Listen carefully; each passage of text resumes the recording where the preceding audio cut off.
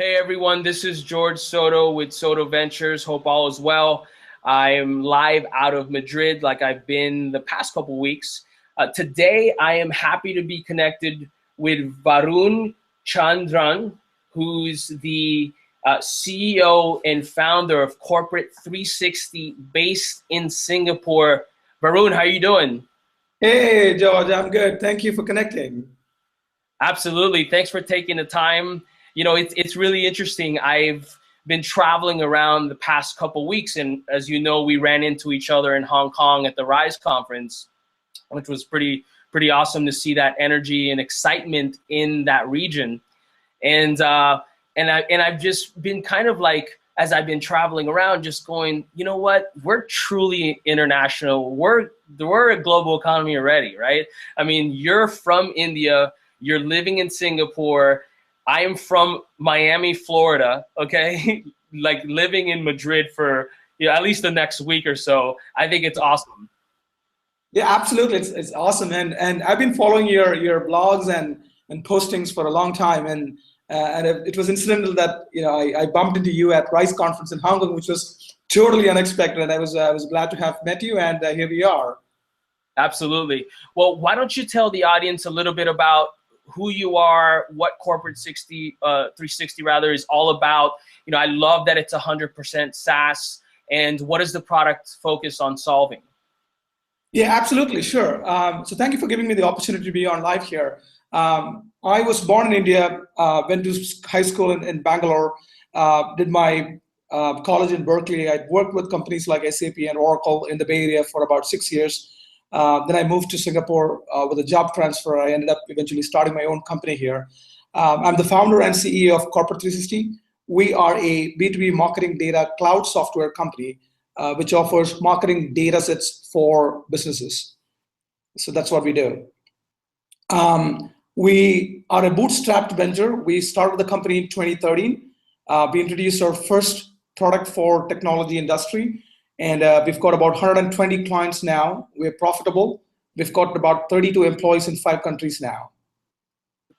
That's pretty awesome. Kudos to you as a longtime entrepreneur myself. That's probably, well, certainly failed most of the time. I really appreciate it when you're able to kind of cross that chasm and certainly start to become a profitable business. So what is the... So we talked a little bit earlier about the product being SaaS. How does the user interact with the software? Who is the specific user within the organization? I like to call it the ideal customer profile, but more on the user side as opposed to who's actually cutting the checks. Yeah, absolutely. That's a fantastic question. So I need to just walk you through a bit of the problem statement as well. So traditionally, in B2B marketing, marketers will go and source a lot of data from third-party data companies, and then they run the campaigns. What happens is, over a period of time, the data becomes old, obsolete, and they have to repeatedly keep buying static lists, and then eventually they burn a lot of cash and put a big leakage on their marketing budget. I myself went through that in my previous career, and that's how I ended up starting this company. In today's digital economy, internet economy, by applying modern marketing data science, you're able to capture a lot of data, and you can put that in a platform, and you can keep on maintaining it actually.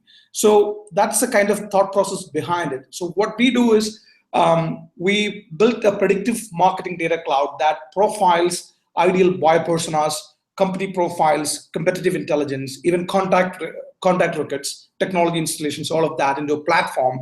And then our users will access the SaaS-based platform. They can access from anywhere, anytime, on any device, and they subscribe to a platform based on what region they want to go after to run a campaign, right? So they subscribe to the platform, access the data, and then they use the data to run contextual campaigns or account-based marketing campaigns. From a user perspective, most of our users are from sales, marketing, CRM, and analytics. So we have 4 use cases. Sales guys would use our platform as a prospecting tool, which complements their CRM, marketing automation tools, etc. Right? They access the data to make telecalling inside sales teams or field sales, marketing, channel sales, etc. Marketing teams would use the tool for accessing data sets to design specific campaigns. right?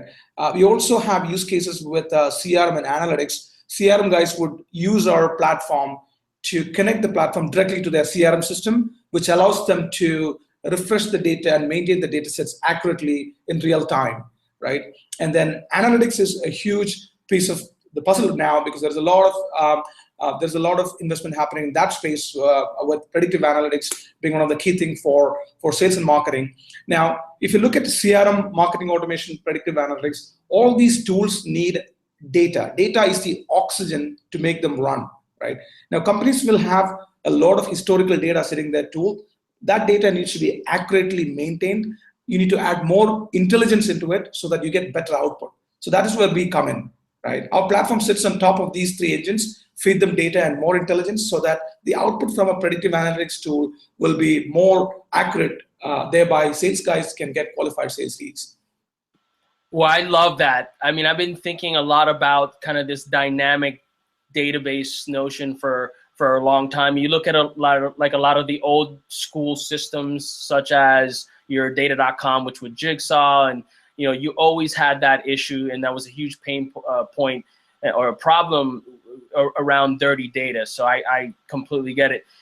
I could talk about this topic all day, but I wanted to ask you about, what your sort of, as you've been going through your entrepreneurial journey, if you were to look back at your mistakes, your learnings, your awarenesses that have surfaced for you, what would be that one or two sort of tips that you would provide an early stage founder who was trying to start a company in Singapore today? Start as soon as possible. Start early. When I look back, I did 10 years in technology industry working for other companies. And when I started off, within the first 6 months, I felt like I should have started like 10 years ago. So start early, number one. The second learning that I've had is primarily when it comes to pushing your startup products to customers, put yourself in customer shoes and talk their problems rather than selling your products and features. Sell the problem, sell the outcome, right? Do not bring in emotions into your startup. You would be very passionate about your startup and your products. Therefore, you would get into a lot of situations with different type of customers. My advice to you is, keep emotions out of the picture and always sell the problem, sell the outcome. I love that. I love that. Stay focused, stay balanced. I love that. As a self-proclaimed emotional individual, I definitely appreciate that. Well, Varun, thank you so much for taking the time today. Really appreciate it. If someone wanted to learn more about your company, let's say about careers, or if they wanted to check out the product to potentially trial it, what's the URL and how can they get in contact? Absolutely. So our URL is www.corporate360.us. They can also call into a hotline, which is 1-888-667-6881. I can be contacted directly as well. My email ID is varun@corporate360.us. Awesome. Well, Varun, have a great day. I will talk to you very soon, I'm sure, and keep fighting. Absolutely, George. It's been a pleasure talking to you. Thank you very much.